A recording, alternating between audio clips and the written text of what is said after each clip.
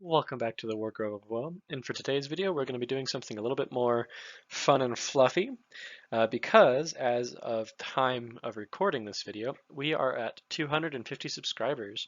So thank you guys so much for all of the wonderful support you guys have given me over the past month or so with the comments, the likes, and just generally watching the videos. It really means a lot, and I'm glad that you're enjoying the content.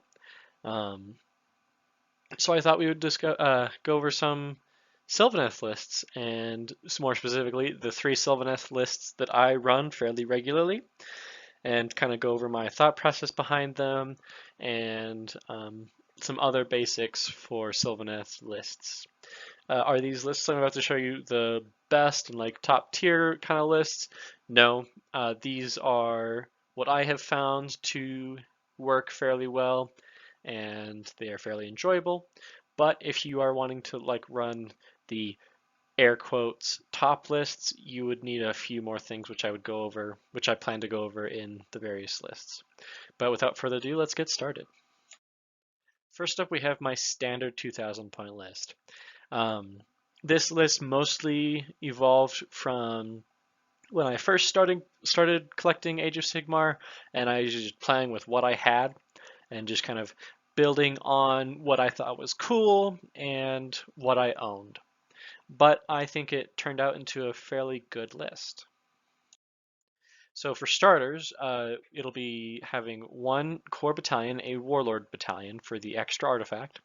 It'll be in the subfaction Gnarl route because this is a very magic heavy list. And with the amount of wizards that you have, you're going to have that rerolling ones to hit bubble pretty much anywhere that you are going to be in combat. So for leaders, we have the Arch Revenant, mostly for their command ability to give me +1 attack if I need it, as well as to help out Kurnoth Hunters, which I have 1 unit of Kurnoth Hunters in this list. And then next we have the box standard Branch Wraith. I personally like to give the Branch Wraith the Chalice of Nectar from the Gnarl Root subfaction, as well as the spell Verdurous Harmony. Normally, people will give a Branch Wraith the Spirit Song Staff and then Throne of Vines to consistently get off the Summoned Dryads. I personally think that I enjoy this variant of the Branch Wraith better because it lets me give the Spirit Song Staff or Vespid Gem to the Warsong Revenant, and it also lets me move my Branch Wraith around a little bit more without losing too much reliability when it comes to summoning Dryads. Next we have Drycha Hammondreth, and I think that Drycha is a fantastic unit. Personally, she's my favorite model in the Age of Sigmar range. The whole fact that she's a tree mech I find absolutely astounding, and her abilities in game make her very threatening, and she's just kind of a model that your opponent has to deal with. They have to deal with Drycha or she's just gonna wreak havoc. So I always include Drycha if I have the points for it, but that is a personal preference. I gave Drycha the spell Regrowth because I use Drycha kind of as an independent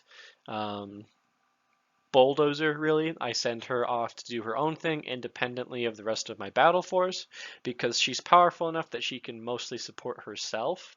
And so if I can give her regrowth in order to heal herself if she gets hurt in combat a little too much, then all the better. Next we have the Tree Lord Ancient. I gave him the Dwellers Below spell. I tend to use my Tree Lord Ancients as battle wizards, having them right up front and in the fray of things, and just having a little bit of area of effect damage around him when he's surrounded by enemies, I think is pretty useful. And then for my general, we have the Warsong Revenant. This recently released model, relatively speaking, is amazing. I think the Warsong Revenant is more or less an auto-include in most lists. The pure flexibility that you get with the Warsong Revenant is unparalleled. And also their unique spell Unleash Spite Swarm is amazing, especially if combined with Umbral Spell Portal, and you just stack Thrones of Vines for pluses to cast, and you can get a lot of damage off this with a fair amount of range with the Umbral Spell Portal. Additionally, I have brought one Tree Lord to just support wherever my front line is. And then for battle line, we have a big blob of 20 Dryads, and then 2 units of 5 Spites. The Dryads are your main sort of holding force. You want them to be wherever your wildwoods are, as well as to wherever you want your combats to be facing, or where the battles are going to be fought. The 2 Spite Revenants are there to support Drycha and kind of screen for her, as well as to benefit from Drycha giving them rerolling 1s to wound.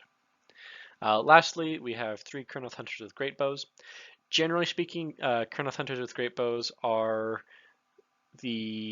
considered the worst of the 3 variants of the Kurnoth Hunters, but that's not necessarily because they're bad, but because the other 2 are just generally better. Right now, if I remember correctly, the current philosophy with Kurnoth Hunters is you want to take them in squads of 6 with the scythes, and then if you're taking in smaller groups, you want to take with the swords. But I think right now the kings for the Kurnoth Hunters is the scythes, followed by either great bows or swords. I like the great bows because it gives me a little bit of ranged flexibility, and I can just kind of plink off key heroes or targets if I need to. I already have a fair amount of investment in melee as well as a frontline, so Kurnoth Hunters would be nice, or Kurnoth Hunters with scythes would be nice, but I just like the great bows. And then we have 2 endless spells here. We have the Umbral Spell Portal for the Warsong Revenant, and then we have the Sylvaneth specific endless spell, the Spite Swarm Hive. I really like the Spite Swarm Hive. I think it's a little underrated. The fact that you can put it down in your blob before they go out and do their separate missions to give the +2 to movement and charge, or a +1 to save, just kind of around it, is amazing. Just being able to get a more reliable charge out of Deep Strike or Wildwood teleportation is phenomenal. I always bring a Spite Swarm Hive just because I think it is that useful. And you can fairly easily get it off with a Warsong Revenant or other spellcasters.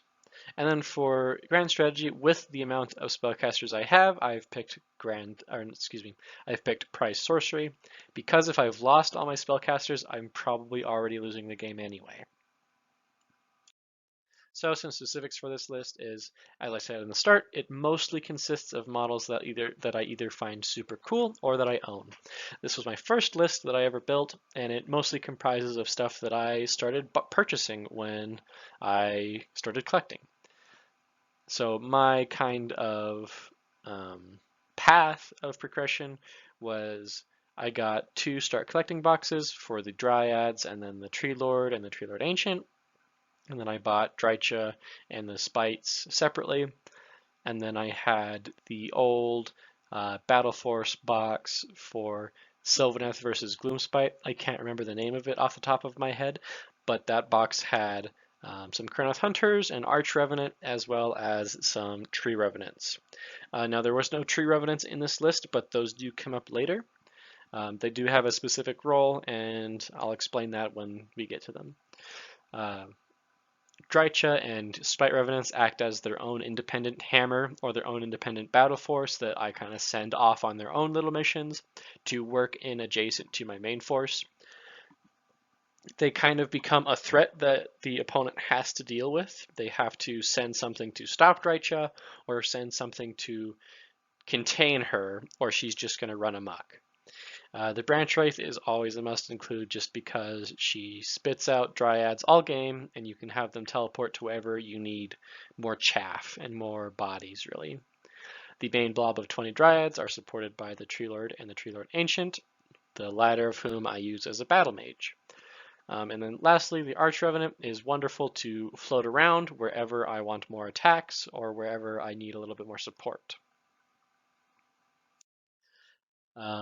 This list is a very objective focused list. You aren't going to win by wiping out your enemy or doing more damage than they are. You're going to win by winning on points and being where your opponent cannot be. You just want to overwhelm them with threats.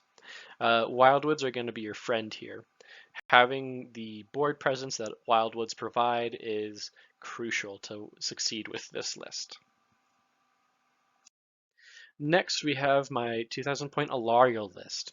So Allarielle she used to be pretty bad in second edition, but with the recent changes to her War Scroll in the Broken Realms Kragnos, she's actually really strong. And so I've built a list more or less around Allarielle and how to best support her. So this list is very similar to the first one. The only differences are that we have Allarielle, of course, and we have taken out the Tree Lord and the Tree Lord Ancient, as well as the initial set of Dryads, and replaced them with some Tree Revenants. Everything else is the exact same, except Drycha now has the Dwellers Below, because Allarielle has so much healing power and the ability to keep other multi-wound characters or units topped up. I don't need Drycha to have a specific healing spell. She can just go for more damage. So this list is all about Allarielle, and so it plays revolving around Allarielle. It's a bit more tight than my standard list. You're going to be floating around wherever Allarielle is, and you're heavily relying on the movement flexibility of Allarielle and the Tree Revenants. Allarielle's new ability to retreat and still shoot or charge is amazing. It gives her a lot of movement flexibility, especially with her massive 16-inch move with Fly. She can just kind of be all over the board, and the stuff that she can do is pretty crazy.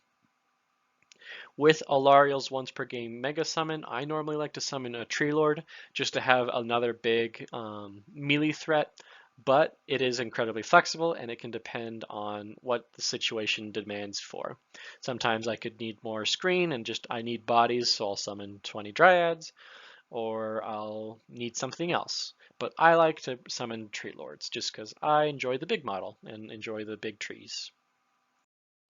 Um, As I said earlier, this list depends more on Death Star formation, where Allarielle is going to be the center, and you just kind of support around her. This list is generally flexible enough to cover most threats, and the Spite Swarm Hive is important in this one to broadcast that aura for movement or for defensive abilities.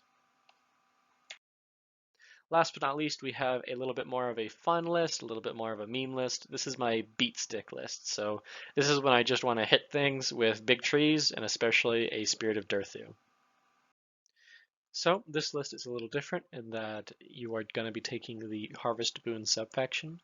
And if you remember in my Sylvaneth subfaction guide, I said that Harvestboon is a little bit of a sleeper pick, and this is kind of the reason why. After playing with this list a few times and just experimenting with it, it's fairly powerful if you use it correctly.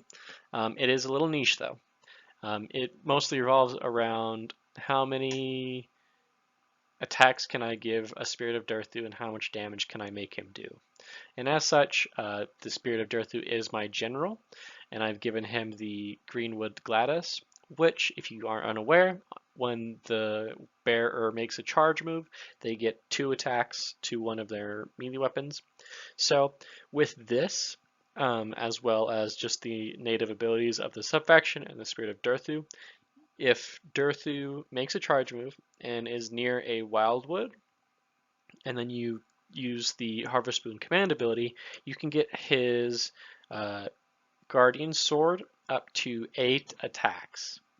And keep in mind, when Durthu is at his top bracket, each of these attacks does 6 flat damage. So if the stars align and all of your attacks make it through, you can do so much damage. It is insane. Of course, these situations need to be set up, and sometimes they don't always work, but when it does work, it feels pretty good. Also, by making the Spirit of Durthu your general in the Harvestboon, you can give him the command trait Seek New Fruits. So what this does is after the Spirit of Durthu fights, he can make a movement of 6 inches, basically getting out of combat, making it kind of hard to pin Durthu down and making your opponent come to Durthu, which is very powerful, and it also kind of lets the Durthu cycle charge to keep getting the bonuses from the Greenwood Gladys. Other leaders that we have are the Archrevenant. This is to give more attacks, either to Durthu or other more hitty units that I want. The Branch Wraith, as we've already discussed, is there to spit out Dryads. Drycha is there as a second melee threat. And then we have the Tree Lord Ancient with the Harvestboon artifact, the Silent Sickle, which is simply just giving them another attack. And then we have a Tree Lord Behemoth, 20 Dryads, 5 Spites, another unit of 5 Spites, 3 Kurnoth Hunters with Great Bows, and then the Spite Swarm Hive. So if you couldn't tell, a lot of this list revolves around Durthu and getting him to kill key targets. You can generally charge whatever you need as long as you have the Spite Swarm Hive up and you use the Walk the Spirit Path for Durthu, because you can get that +2 to charge, teleport the Spirit of Durthu with the trees or the wildwoods, and then charge into a key target and just obliterate them. It's a very fun list. It's kind of all over the place in terms of viability, but it's fun. So in order to succeed with this list, you want to use the Spirit of Durthu to wipe out key threats or linchpin units that your enemy has. So if they have a really strong hero or monster that is just causing havoc, you want to get rid of that as soon as you can. Or you want to kind of pick apart the opponent's army at the weakest points. And also, this list is great if you enjoy big trees. If you want to play with all of the 3 variants of a Tree Lord, then this list is for you. So those were some example Sylvaneth lists. I've played with all 3 of these and I have found pretty good success. If you enjoyed the video, please leave a like or a comment. And if you enjoy this type of content, consider subscribing. I would be curious to hear other Sylvaneth players' opinions on these lists. I know they are not the most viable because they don't have enough Kurnoth Hunters, but I think they're a fun alternative to the standard Kurnoth Hunter spam that you see at top lists. Anyway, I hope you enjoyed the video, and I'll see you all next time.